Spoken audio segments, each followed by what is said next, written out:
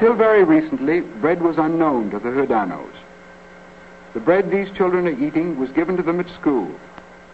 The master usually makes them eat it in front of him, for fear that it be taken away from them by their half-starved parents. Hoy la fiesta de Sant Pere es sobre todo una fiesta popular, con muchísima gente, y es muy bueno porque en realidad la fiesta dura un día, son 10 horas de fiesta, muy intensos, eso sí, y va combinando lo que serían bailes con una comida popular, con una fiesta de cucañas. Es una fiesta, lo que empezó siendo una fiesta solidaria, hoy en día es una fiesta que aúne mucho, y sobre todo aúne mucho los pueblos de alrededor. El acto central es el gastronómico. Entonces se prepara hay un espacio muy grande, y allí es donde se prepara la olla de Fesol Sinaps de Sant Pere. El hecho de que continúe hoy en día repartiéndose la olla acompañada del pan nos remite a los orígenes de la fiesta, cuando todo empezó con alimentar con lo básico que era el pan en aquel momento.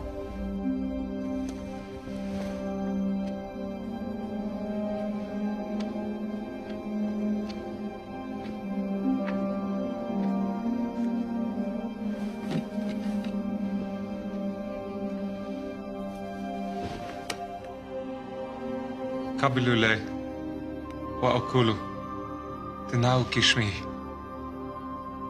ilkomihiv. Pues soy cocinera, trabajo en un restaurante, hago caterings, tengo también un servicio de cocina en mi casa, que es un restaurante no convencional, en fin, trabajo con los alimentos.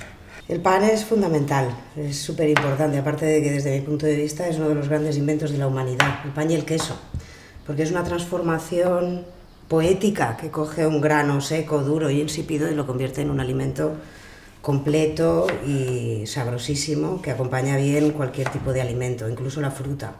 Entonces, para mí, la forma de empezar siempre las cenas en el restaurante de mi casa es con pan del día que he hecho yo, que lo he amasado yo, y un poco de aceite en el plato. Esa es siempre la manera de empezar.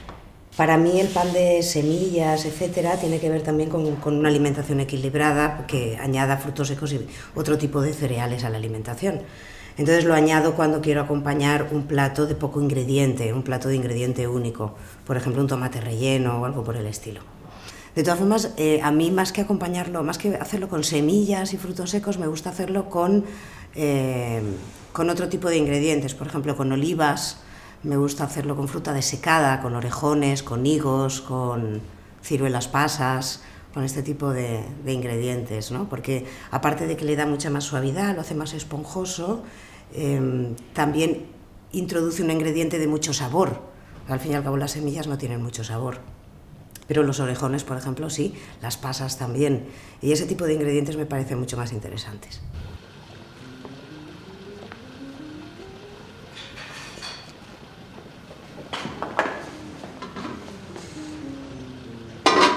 Siéntate, es para ti, para merendar.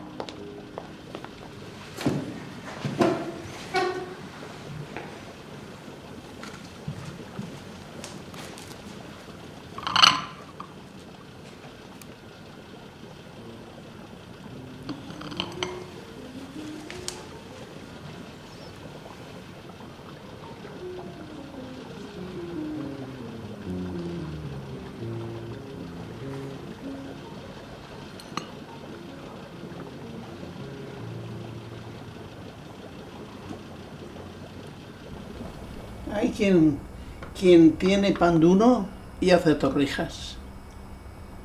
María La Parra, esa hace muchas veces torrijas. Pero teníamos pan para 15 días. ¿Y eso? ¿Por qué? Porque entonces el personal no poníamos entre el pan tanto. Se cenaba a la mesa y se partía rodajas el pan y no se comía entre el pan. No se gastaba tanto. ¿En postres? En postres. Decía, pues tengo pan duro, pues hago unas torrijas.